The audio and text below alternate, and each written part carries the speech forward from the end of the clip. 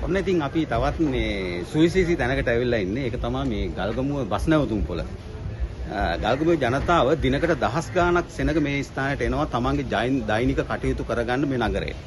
ඉතින් ඒ අයගේ ගමන් පහසුව තකා ඉදි කරලා තියෙන මේ බස් නැවතුමේ විශේෂ කුටි 3ක් නිර්මාණය කරලා තියෙනවා ගල්ගමුව ප්‍රාදේශීය සභාවේ සභාපතිතුමා සහ මේ රජය මගින්.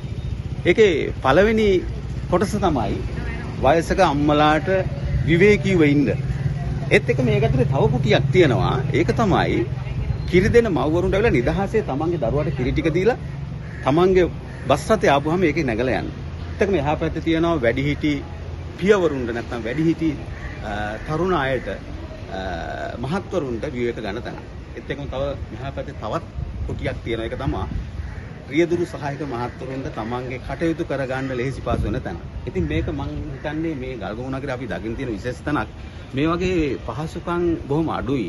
මොකද නගරයට කෙනෙක් ආවට පස්සේ කෙනෙකුට කලන්තයක් හැදුනොත් අසනීපයක් වුණොත් ඔවුන්ට විවේක ගන්න තැනක් නැහැ නගරය තුල.